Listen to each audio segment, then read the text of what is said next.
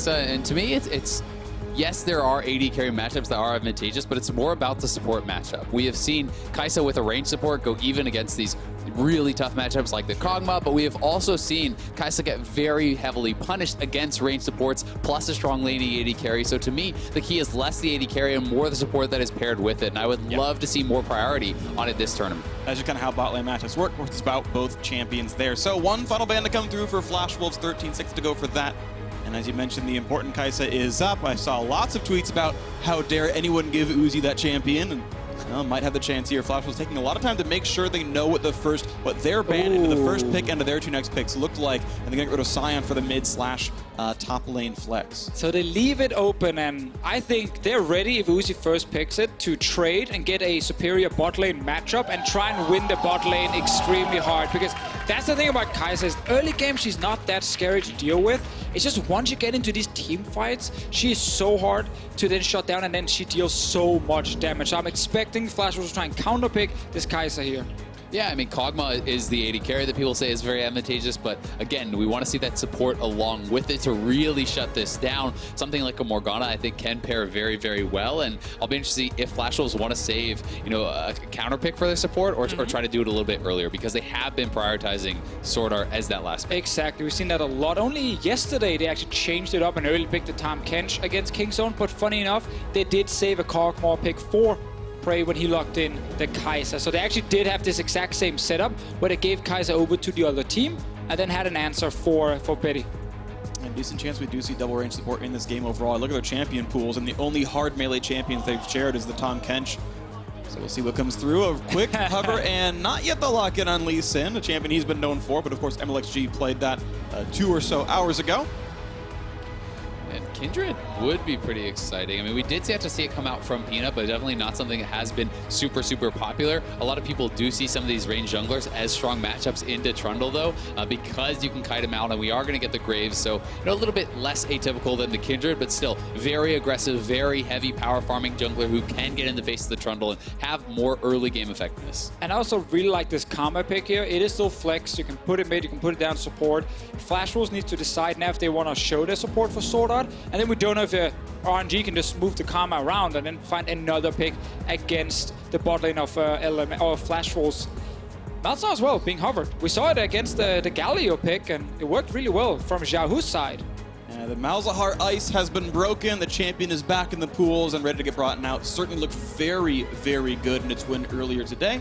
And it's the lock-in, of course, here for Maple. And I do always love Malzahar against a team that is looking like it's pretty fragile, right? There are no tanks drafted just yet for RNG. If they want to have range support to kind of protect this Kai'Sa, then that's another squishy champion. Yes, they can have the tank on the top side, but if you get a hold of Graves, if Kai'Sa ults into a team fight and gets Malzahar ulted, she will get melted. So I think a pretty strong pick here that is going to shut down a lot of the playmaking options that have made Uzi famous on this champion. Very interesting to see the bans coming through from the LMS Flash Wolves as well. Gangplank off the table, maybe trying to get rid of some of the more aggressive options, using the global for the damage output, even though it would be another non-tank on the roster, scary in team fights. Meanwhile, a Braum away from SwordArt. And of course, Ornn still open, has kind of been the go-to blind tank up in that top lane, and we see a lot of teams grab it right after that second ban phase if it doesn't get removed. RNG can then either decide to match tank v tank, or maybe if they want LetME to suddenly start playing a carry pick, grab that against the Ornn. Camille is left open in this draft here, which has been another one of the big picks, and it's now banned. And it's interesting because people don't really seem to care what they play Ornn into. The champion is so safe. People are essentially self-counterpicking themselves into things like the GP and some of these tougher matchups because they don't really mind. You can get through lane. You're going to have incredible teamfight effectiveness. The ultimate is just so damn good that it's worth struggling in lane, that it's worth having some of these issues just to have that consistent long-range engage. And we most likely, we actually just got banned here. I was about to say, we most likely would get it so they can save the last pick for SwordArt and be 100% sure if it is a Karma support or not they're facing, because Flash Wolves really want to win this bot lane, so Uzi does not get a free laning phase on the Kai'Sa here. Like, shutting him down is priority number one. Now, just the rush pick on the Tahm Kench, saying, okay, pick the counter pick if you want to. Soraka, we've seen, of course, as an option for that one. Not one that Ming has played so far this tournament, but has worked well before. Let's see what Royal do if they want to make sure they can keep Kai'Sa alive in lane. Yeah, I mean, this is when we saw Kingzone play it earlier. They actually paired the Kai'Sa alongside a Lulu and played into this exact matchup, and were able to actually have pressure in the laning phase, despite that Kog'Maw advantage. So we'll see if they want to go that route, but you do leave yourselves as a very squishy team. I also think that's why Flash Wolves are probably not like... They don't love the fact that to show the support here. Obviously, with Ornn being banned away, they probably didn't feel like there was another top laner. They were 100% confident grabbing blind against LetME. Cho'Gath, of course, gets locked in now on RNG side. So Flash Wolves, by showing the Tahm Kench, can now actually counterpick for Hanabi. We saw the Yasuo against the Gnar. It was banned in the first phase. Let's see if there's another carry ready. Okay, and they do move the Karma to support, roll with their Taliyah in the mid for XiaoHu. And if you are going to go tank here, I actually tend to like Shen a lot to be able to match any potential, attack onto your bottom lane here from Taliyah.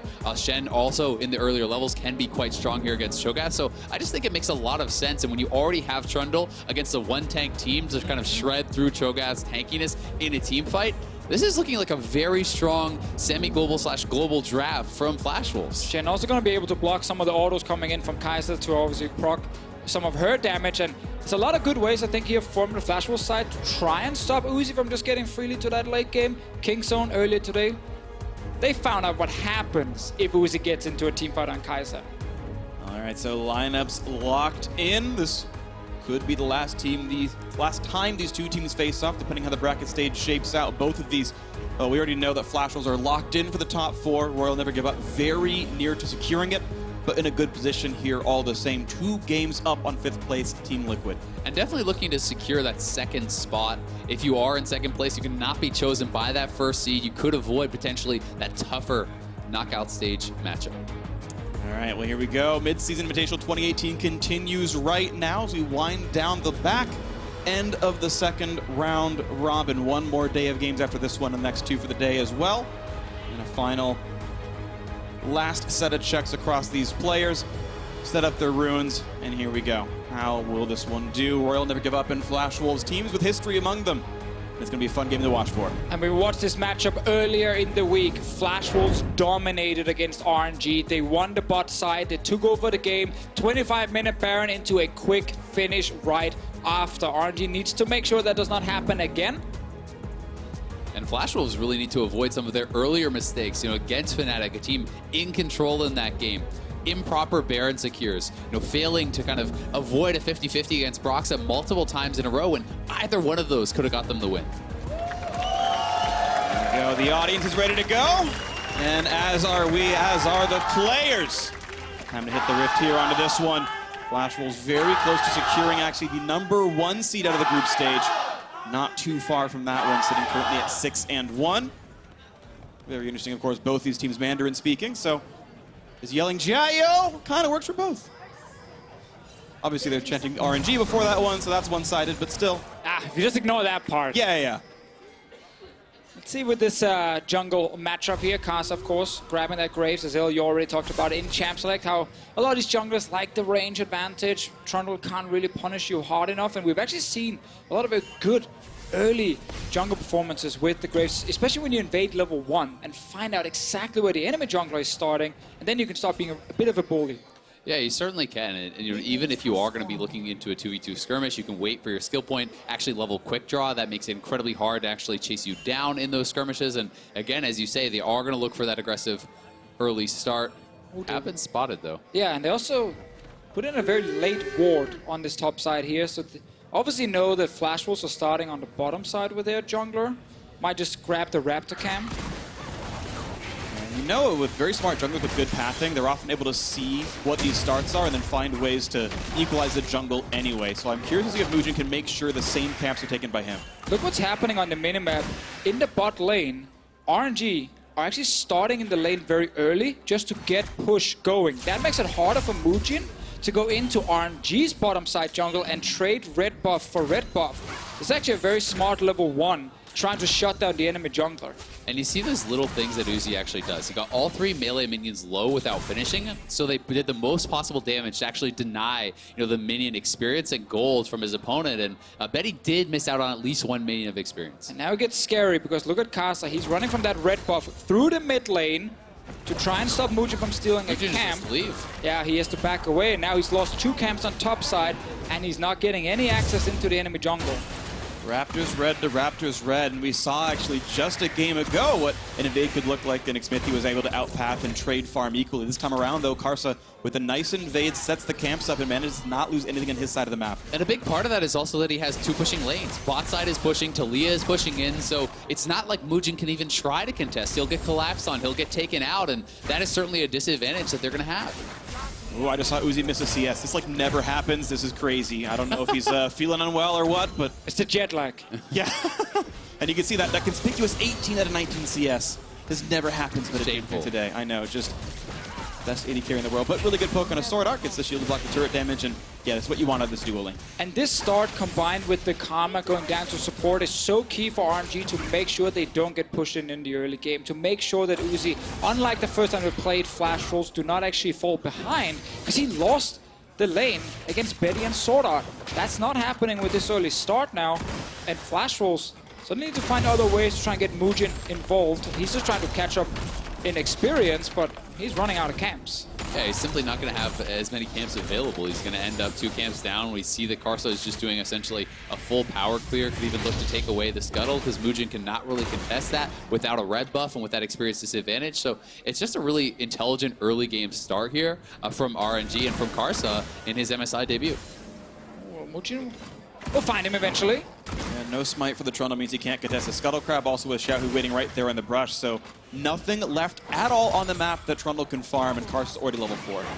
Champions, baby. Oh, he wants to find him. Moojin is hiding in his own jungle. It's actually not really his jungle, it feels like. It's actually Karsa's jungle. He can just step in here and own the entire map. Literally wait for the Raptor camp to spawn. Be like, I got time. I got nowhere else to be. This is really nicely played. This is an absolute obliteration right now in the jungle.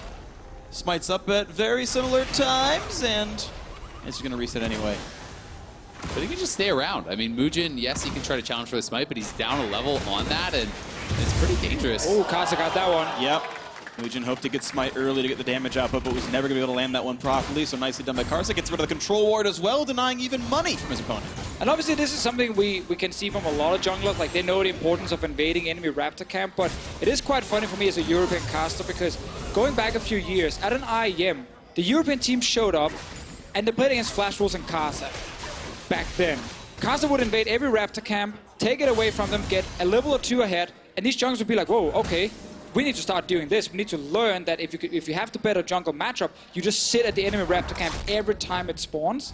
And now, a few years later, of course, Karsa's doing exactly the same thing. It works again after a smart level 1, and Moojin, he's just left on his own, and he's unable to keep up with Karsa. Here we go. More poke onto the back lines. This farm actually holding pretty fair, I suppose. Again, I do think, though Kai'Sa would lose lane to a Kog'Maw, the Karma, of course, more than makes up the difference. So RNG with the advantageous matchup, but the farm not terribly far apart. It's under 10 so far. We'll see if that grows in the future. Moojin, of course, still feeling bad, going to lose the scuttle down here. I think also RNG are just going to wait for blue buff to spawn soon and then start invading for that one. If they can force another fight with this very, very strong Graves. Yeah, and I think we might see XiaoHu just go back to base to actually try to prepare for that. He is level 6, he does have the ultimate available, but he's pretty low on mana, so if we don't see him go back to base prior to that spawn, unlikely for them to be able to actually contest on it, but this has just been a really strong early game so far from Karsa. Also, just a small little point between Trundle and other junglers. We saw earlier today how RNG, they fell behind in the jungle matchup, but they had a Lee Sin. So he started walking into lanes and looking for ganks instead. It's very hard to do as a Trundle, especially when you're getting tracked, because you just don't have the same like mobility to fly in and surprise someone. So you're kind of forced to try and catch up either through a lucky fight or hope that the enemy team stops invading you and you can pick up camps. Trundle really is one of those junglers who is fantastic when he is actually controlling the game and he's getting ahead. But once he's behind, he's pretty easy to deal with. I think the rest of the team still playing around this Graves and him getting ahead. The deep trinket ore to spot the red. LetME does have a TP available for it. The blue coming up at the same time, so we'll see if those buffs get split or what happens here exactly. As Ming trades back and forth, but can't. Okay, there we go. Finally keeps the wave off the turret. And will hold some farm for Uzi. Now Uzi can push it out again, and Karsa is around the red buff. Was warded from earlier, so they full information on Moojin. He's level 6. Oh, he spots him. Nearsighted. Battle comes through. Smite actually goes to Karsa. Another red buff taken away. This jungle belongs to him. It's so frustrating for Moojin, and we might see Karsa honestly just go over to the blue now. XiaoHu's back out on the map, has level 6, has push in this lane, and they can continue to just do this time and time again. Flash Wolves just don't really have an answer. They're going to have to try to make some sort of play. I think, playing now around your Malzahar, who is post 6, has the ultimate, is one way, for Moojin to get involved. If he can, like, flash ult someone when RNG are walking into that jungle and they can surprise them and get one kill, that's a good way to stop this from happening, but it is difficult. You can see the bot lane of RNG, they're on their way. He's going to look for Karsa here. Do we get there? It is. They're going to get the damage up, but Shen should show up in time as well. Flash to get away and does not get pulled off, so still running is Karsa. Couple hundred HP left on him. Does go down for first blood. SwordArt takes down his old teammate. No, Hanabi in a bad spot. Traded down as Uzi gets his kill. SwordArt out of help. Can't even pop the shield. A double kill for the Kai'Sa. Now towards Maple. Gonna run away. Not get taken out just yet. But Uzi in the duel against Betty. Jumps away, dodging the ult. And the attack comes through for the triple kill. And Moojin's got you away with a flash with a slow. They've got more damage coming across. XiaoHu gets the shield. Silenced up. The might just run out. No, takes down. Maple does get traded back, but Moojin running out of help. 2 more autos. There's the kill. Uzi with 4 in a row. Uzi's now on a rampage. He got so many kills. We kept talking about how they need to make sure he doesn't get ahead in this game, and now he's sitting with 4-0-1. Not even 10 minutes, and they even get that blue buff that came for in the first place. The delayed Quadra, he's up over 20 CS, and he is going to be a monster. And here's the play again from Flash Wolves. They know they need to make something happen, so in comes the Stand United. The ult here over onto the Graves, but you can see the flash follow was actually failed there by Hanabi. He did not get the immediate kill on a Karsa, which kind of pulls them in and allows XiaoHu to cut them off. And this is exactly why we said that you can go for the flash ult, but it's hard to do. There's always a risk because the enemy team are there to fight you. The enemy jungler is stronger, and by them investing everything on killing Karsa, well, there was nothing left then to stop the rest of RNG. At the very end there, the trade of blows. A nice silence comes out from Maple, means he does get one back against XiaoHu, but this is a fight that went 5-2. 4 of them on the AD carry. That is ideal target selection. And just amazing control from RNG. It all starts level 1. Pushing bot lane, invading enemy red. Let's see what happens bot lane. It's a Rage Blade. You don't want this fight. Yeah, but it is a 3 versus 2 because they can burst down Ming. They'll get one, and Uzi can't put the damage down in time to turn it off. Yeah, very close to actually being able to trade her back a kill, but Ming is very squishy. Either way, Uzi is just hilariously ahead. I mean, this is this is a Zerker Greaves and a recurve bow to a completed Rage Blade. I don't think Betty's 9 minutes. I don't think Betty's very happy with this. That's a scary thing to deal with. As we say on the internet, yikes. And the knockback is going to find Maple. Here comes Graves. The slow going to land. They just keep layering skill shots on. Moojin is here. The turnaround as well with the... Oh, doesn't matter. But SwordArt's now here to join in, and he's going to chomp him, send him right back in, and they will knock down XiaoHu, but the chase is on as Karsa just keeps knocking people down. A double kill for Tombs. And Uzi is behind them. Ooh, Betty's going to flash away. SwordArt. Oh, he got... Oh, he's not in range for any of it. He's not going to be able to chase down anyway. SwordArt's still running, and looks like he can just keep going away. Oh, Karsa wants to kill his old support. He lands an auto attack and will not do so. SwordArt gonna run. Oh, LetME says, let me take care of this one. Nom nom nom nom. Nope, just kidding. It's not a cooldown. Oh, worst play-by-play award. Karsa gets his 3rd kill. That was the greatest call of all time. I should normally look for cooldowns. I do that so often. It's okay. 8-4, RNG are smashing.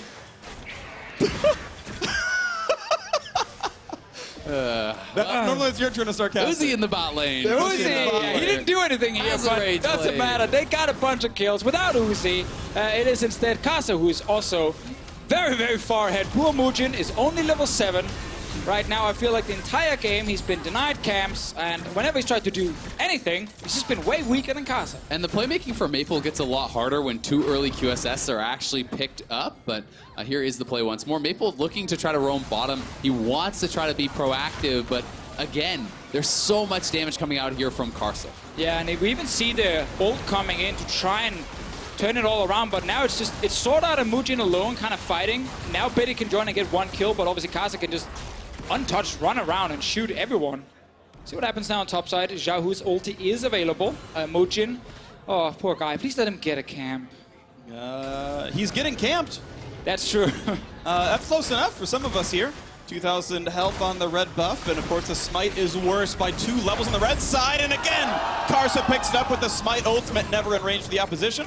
And XiaoHu kites away, no problems on his side, and with the 2v2 top lane, out goes Karsa with his 3rd straight red buff steal. I mean, this is just brutal, honestly. RNG just non-stop pushing in all the waves, invading everywhere. They're going to get solo gold here onto Uzi, perhaps. No, he's playing it very respectfully, knows Tahm Kench ultimate is available, so just going to try to come back to that later. And that's again why it's such an impressive game from RNG, because they're not just randomly rushing in and forcing fights. Like, everything seems to be calculated. They always know when they can move in and steal away a bunch of camps. Karsa is fully controlling that top side, so he's been just taking away every single red buff. And this team, on day 4, they're really showing up, because yesterday it was some very inconsistent performances. Not today. They are blasting Flash Wolves in this game. You know, quietly, LetME took the solo first turret. I was like, wow, the minions killed that in the bot lane? No, that's a 1v1 turret that just got knocked down by LetME. The bottom turret is almost down as well. They're nearing a 6,000 gold advantage, and we are 13 minutes into the game. Yeah, I just realized how that play we saw much earlier with the first Flash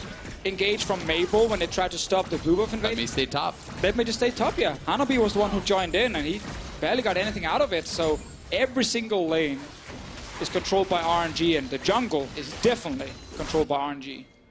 Ooh, and Maple. He's trying again. Yeah, he wants to turn something around there. Flash Wolves down 4 kills and 6,000 gold.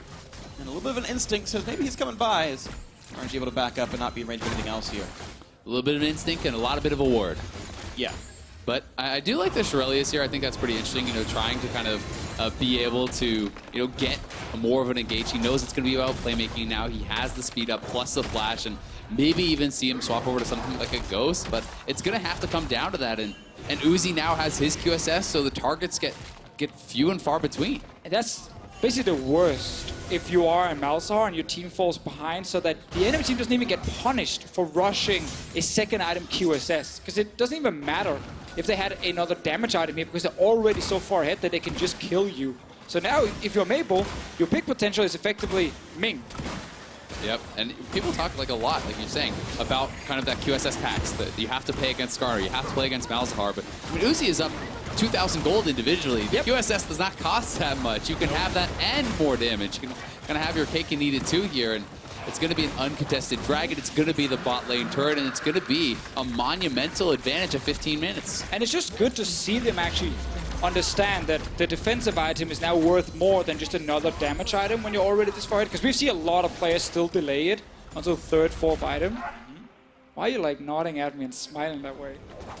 Just thinking about, you know, European players who just never buy Quicksilver Sash. I don't know. Oh, about this tournament. Oh, only European players. No, there's plenty of American players too. But okay. either way, I want to talk about the fact that Mountain Drake got picked up by Royal Never Give Up, because Kai'Sa is already a ludicrously good Baron taker, and Mountain Drake is, of course, a substantial DPS increase for objectives like that. So, and they have a Cho'Gath. Like, there's so many reasons why RNG are going to smash Baron in this game. Yeah, definitely, and I think that, you know, Karma can help you out very easily. You know, with your Mantra shields, it makes it quite safe to be able to kind of take that damage from the Baron and knock it down. Graves is going to really punch through that, and the potential of, you know, a 20-minute early Baron is fairly high. But at this point, RNG don't have to risk anything. They can continue forcing fights. They can continue pushing lanes because they are so incredibly strong. And we've already seen today that going Baron is not always a good idea. There can be a lot of Baron steals happen randomly, but there's now the Rift Herald coming in. Smack the turret down.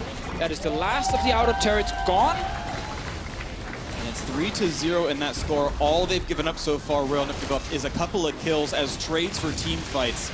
This lead now 7,000. They are smashing. Poor Moojin. Now there's even more ways for the enemy team to walk into your jungle and take away your stuff. Not that he actually owned anything at this point. He just got level 9, I noticed before here. Karsa has just hit level 11. So still a 2-level difference between the junglers. Trundle is effectively just a soon-to-be a ward bot once his Relic Shield is fully maxed out. And then he just presses ulti and pillar, and that's about it for him in a team fight. Yeah, it's going to be so hard to actually enter a team fight.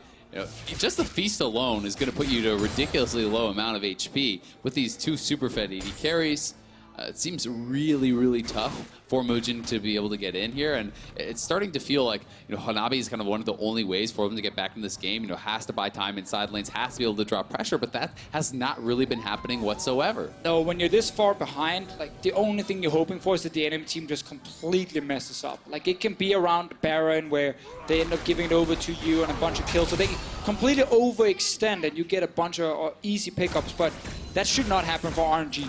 Once they got the lead against Kingzone earlier today, they looked very, very good. They knew exactly what to do to finish the game. It should be the same in this one with this massive advantage they have. And if they can cleanly close this out, then they look like the strongest team just based on today's performance. Absolutely agree. Knocking down Kingzone early, and now looking at the #1 standing group stage team in Flash Rolls. They can knock these down. This is RNG going potentially 5-3 to end the day. Poised to really move up the standings here. And they're 2-0 versus Fnatic as well. So Yeah. they set them up really nicely when it comes to moving towards the playoff seeding, which is, of course, a very important thing for tomorrow. Who can get #1?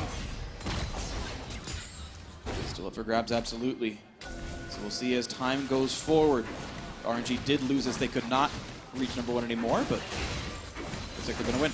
I really do like how RNG is actually, playing around with vision, though. They had a line of 3 pinks in the river. They're now moving this forward into their opponent's jungle, being able to fully control this area around the blue buff and between the 2 tier 2 turrets. So you can rotate back and forth so easily and look to siege on these turrets as they're doing right now. Malzahar goes to the bottom lane, you wall them off and you just walk forward, and that's going to be a very easy tier 2.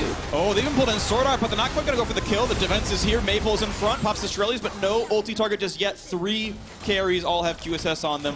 As long as Ming plays in the back lane, there is no good target for the ultimate. Easy enough to disengage in that mid lane turret very low. It's just going to be right back to it. I mean, the turret this low, it gets so dangerous for Flash Wolves to actually try to defend, because that's a couple hits, it will go down, and then the team fight can commence. Chucking back and forth, but some around the rest of the defense is here. Cho'Gath got some time topside, though. He's actually taking away Krugs with this. And this is RNG, just a small advantage, even though there is a defense, able to deny more gold and XP out of Moojin's jungle. Yeah, RNG not in a hurry. Can get another Mounted Drake as well, if it wasn't already easy enough for you to burn down Baron in about 3-4 seconds. You can make it even better. Blue buff, of course, picked up. As we said before, Moojin cannot really do anything in his own jungle. And Flash Wolves are just kind of hoping that it can plug a few wards into the Baron area once it actually spawns.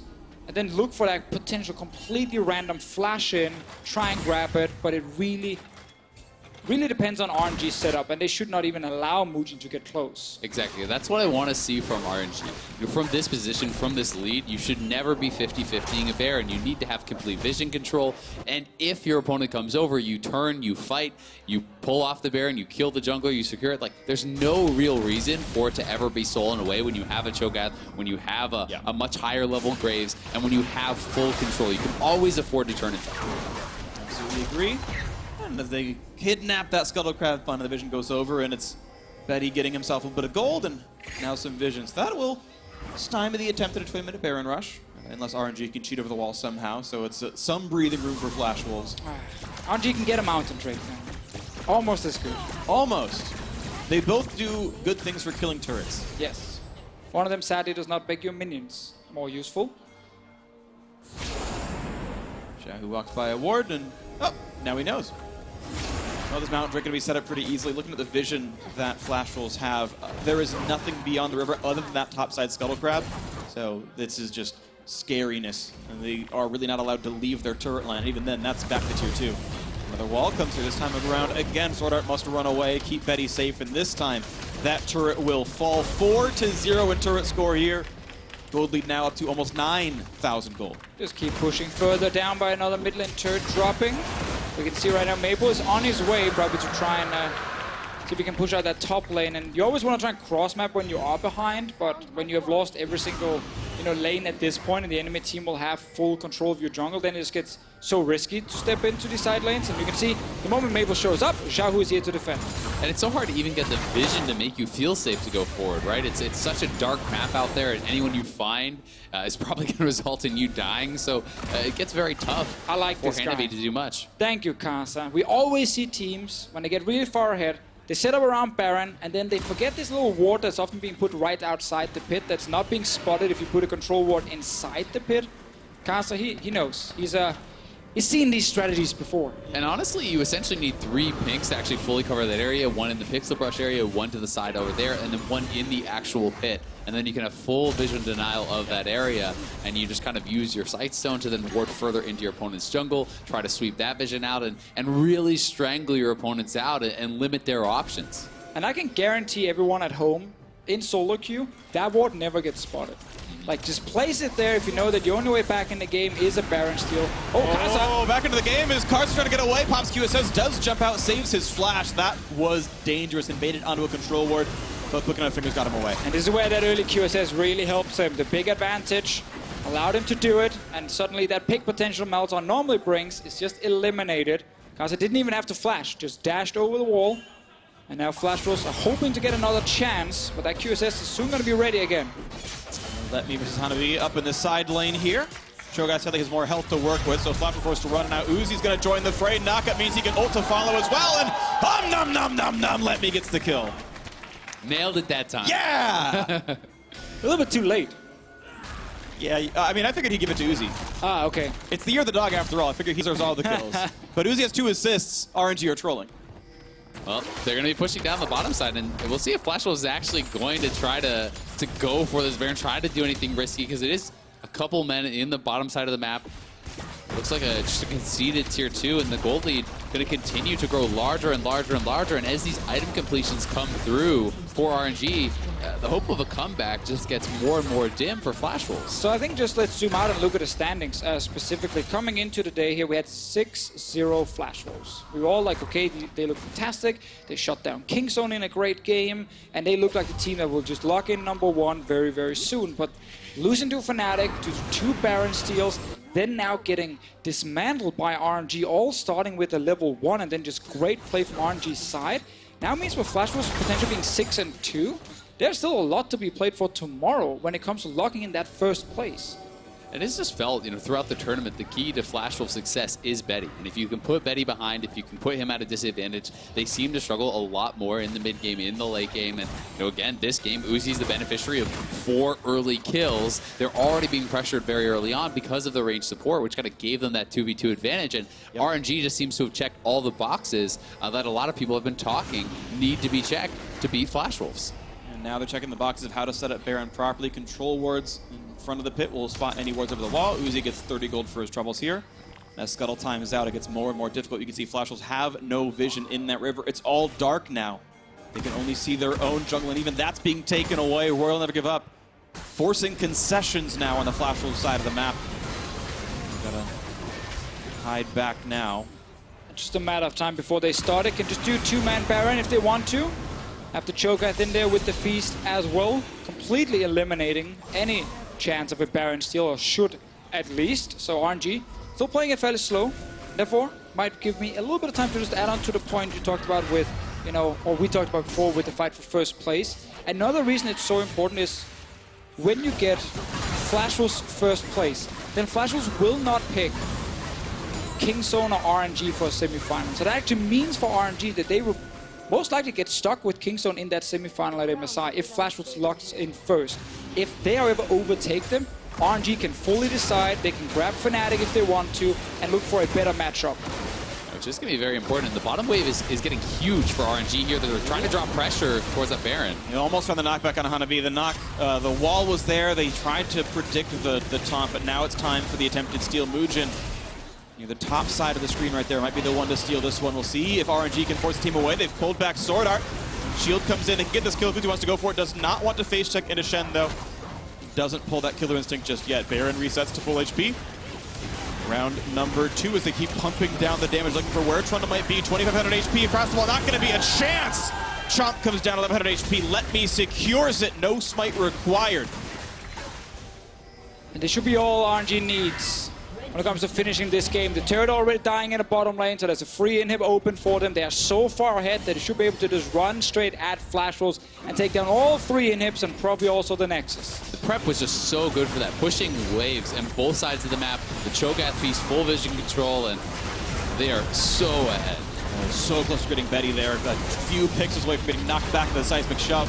Either way, the push forward sort of has to save Maple. Out he goes, but that means there's enough space knock down the middle inhibitor. 13,000 gold lead onto inhib number 2 as bot was already pushed in. This is surely to be given away by Flash Wolves, and now RNG can go for one final reset, grab the Infernal Drake in 10 seconds, buy with this 13,000 gold lead, and close it out to end the day 2-0. Such a good game from their side. So good to see here on day 4. Them really showing up. Back and forth games during the MSI group stages. No one really 100% knew, okay, how good RNG actually going to play, because one game they look fantastic, the next game they get completely stomped, and it's just like a King Zone or Flash Wolves running over them, but not today. They've shut down both teams so far. And that's honestly been the story of the tournament for most of the teams. You know, Fnatic, very poor game day 1, you know, excellent day 2. RNG, you know, really struggling in some of the earlier days, looking amazing here. We've had Kingzone have incredible games, like their absolute domination over Team Liquid, and then really struggle in others as they did against Flash Wolves, as they did against RNG. So it has been a very up and down tournament, and it's going to make it so hard to predict and so exciting when you are going in a best of 5s. You know, what is the real strength of these teams? What can they bring to the table in a best of 5? You know, how many strategies they have prepared, and how consistent can you play? Right now, RNG consistently amazing in this game, and it's been a very good day for them, but as you mentioned, up and down tournament.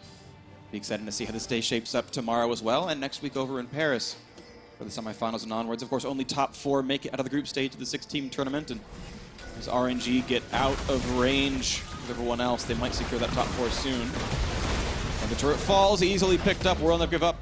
13,000 ahead. It's under 30 minutes in still, and they have just destroyed this game. Flash Wolves were undefeated coming into the day, and they have been knocked down time after time now. They're just hoping now that RNG walks in, forgets about Betty, and gives him a good 30 seconds to just sit and shoot everyone down, but that's not going to happen. Uzi's already hitting him, and now this wall blocks him off. That's the last turret. Aggressive, forces the flash to the start of the flash, and able to knock him is there, the chase in!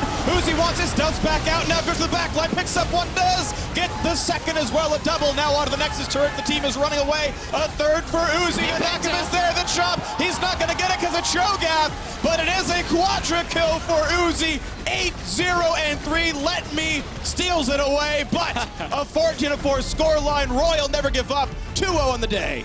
May not have the penta, but they do have the game. And I think it's fair to say RNG's best performance of the tournament so far. Looking dominating in that game from start to finish. The game plan with pushing waves, out jungling from level 1, non-stop pressure, never letting their opponents have any opportunity, it felt, to get back into it. Banning Ornn in that second phase, then suddenly SwordArt taking his Tahm Kench blind, allows RNG to swap Karma down. Okay, now they feel like level 1, they can start pushing. We have the invade in from Karsa, and then Moojin was consistently down 2 levels in this game. Impossible for him to have an impact, and the first fight obviously caved, 4 kills over to the Kai'Sa, and then the game was basically over. And that game never made it to 30 minutes. They picked early game champions, pushing lanes, invade in the jungle. Graves is a champion you can tend to outscale if you can survive on a tank jungle and outstat them later on. Single tank against Trundle, that can be a liability in late game team fights, but it was never a late game team fight. It was a team with 20% more gold than their opponents the entire way through. And I really also like Karsa's performance. We talked about it coming into it, you know, him playing against his old team. Like, he is considered the more calculated jungler. If we look at him versus MLXG, there's less random things happening. It's very planned out, and we've really got to see that in this game here. I don't think there was a single time RNG actually overstepped. And you've got to say, you know, yes, there was a level advantage for the Smites, but he smited away every single camp. He won every smite fight that whole game. And you know, when you are Moojin and you're getting starved out of your jungle, when you're struggling to get any experience or gold, every time you lose one of those smite fights is putting you that much further behind. It felt like Karsa checkmated him. Like, I don't think there's a lot of major things Moojin did wrong. I think he was like, well, I'm not in smite range, but maybe he autos too early. So it's like, never was he actually in an advantageous position. Karsa was always in the right place at the right time, path perfectly, prevented anything that could have happened, and it was a great snowball game from Royal Never Give Up. Now, to get their thoughts on RNG's win, let's send it down to the State Farm analyst desk.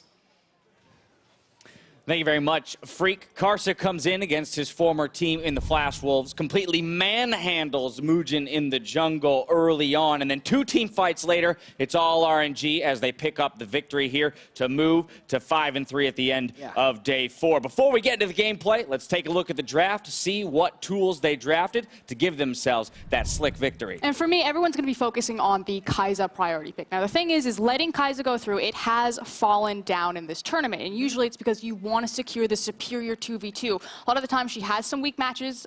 We want to make sure that you get a caster support to really assist her there. And so the other then important thing is that Karma flex pick. And that's really what happened here, because Flash Wolves already had found success playing Kog'Maw, Tahm, Kench into Kai'Sa. And I think they got lulled into a false sense of security. The Karma has been mid every time it's been picked this tournament. And it really is about the bot lane, not just the AD carry matchup. And we have been saying this amongst our casters for a couple days now, but we got to see it so clearly there. You throw a ranged support against Tahm Kench, and you win the lane. So the Kog'Maw Kai'Sa counter pick no longer really matters, and Uzi had priority the whole time. And the thing is, oh, sorry, go. I was just going to say there are other ranged supports that you could use, though. It doesn't have to be Karma. It doesn't have to be Karma. It's not like they're like, people were so tunneling this tournament to be like, yeah, I mean, Kog'Maw over Kai'Sa, that's all you really need. Right. No. But the thing is SwordArt didn't have to do that. They could have gone back to the old Flash Wolf style and looked for that counter pick in the support position, especially when you just leverage, 4 bans into the top lane or 3 bans into top lane and then grab top lane priority right there again. Like, you had Janna, you had Soraka, you had Morgana. You could have also matched that. And I feel like they were maybe looking at the Malzahar, not quite sure where the Karma was going, wanted to grab the TK so that their Malzahar pick would have more priority. Then the Karma is revealed, they lock in the Taliyah, and the immediate response is, okay, with the superior jungle matchup of Graves into Trundle, and now the Taliyah in the mid lane, and then a Kai'Sa Karma bot lane, it's very clear that RNG are going to go bottom. Immediately, the counter pick Shen. You're going bottom, we'll meet you there. Unfortunately, it never got to that point where Shen could make an impact. There were a couple team fights that came through, the first of which, Uzi coming up huge in the team fights, and this one brought to you by Asia Predator down in that Dragon River.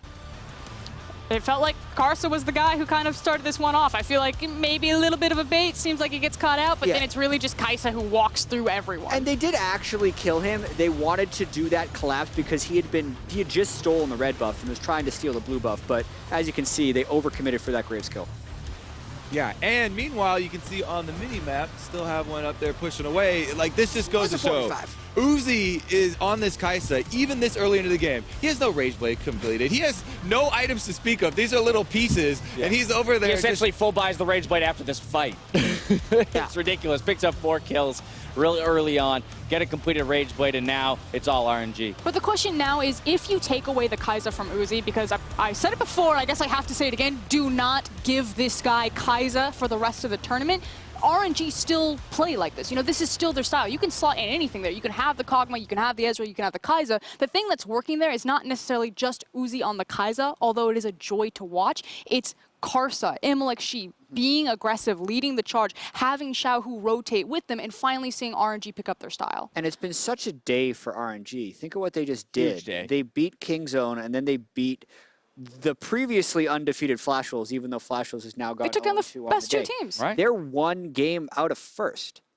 Yeah. And in the loss column, there's actually 4 teams within 1 loss of each other. So the top spot in the group stage who gets to pick their semifinal opponent, it's wide open. Exactly. Our segment at the beginning of the day, looking at the standings, coming into today, where main point was, RNG, they have a pretty tough schedule facing the top 2 teams. Right. Tough schedule for their opponents, right? One of those situations, exactly. Like Yeah, the 2-0 on the day for RNG as well as the 0-2 for Flash Wolves. This is something that we have to talk about in the context of the tournament, for this idea of a blueprint being laid out for the top teams. First it was Kingzone. We laid out the blueprint and Flash Wolves executed on it. Now it was about the blueprint about Flash Wolves. Okay, well now that's been executed on.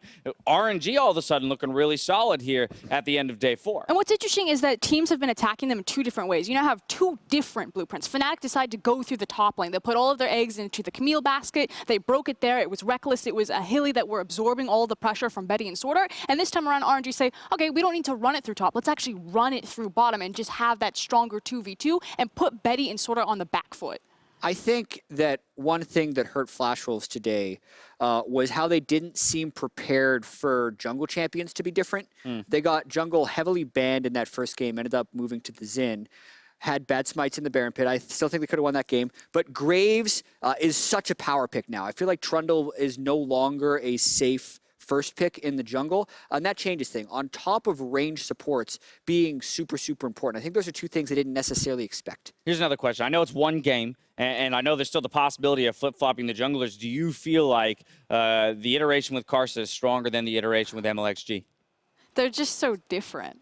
They are very different. I think overall, especially considering what we've seen from MLXG at this tournament, I would side with Karsa.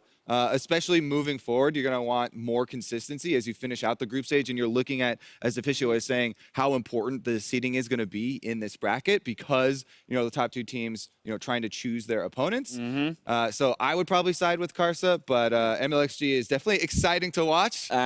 Domestically, I know that XiaoHu and RNG spoke about kind of the differences that XiaoHu plays when he has MLXG versus Karsa. It's much easier for him to pilot Karsa than it is for him to pilot MLXG. He has a brain of his own and he does his own thing. So if they feel like XiaoHu needs more control, if they're putting more responsibility on XiaoHu and his champion pool, like with the Taliyah, I think Karsa is the way to go. RNG is making things interesting here in the race for first place on the end of day 4. After the break, we'll have an interview with Karsa, followed by Kingzone versus Evos. See you in 3.5.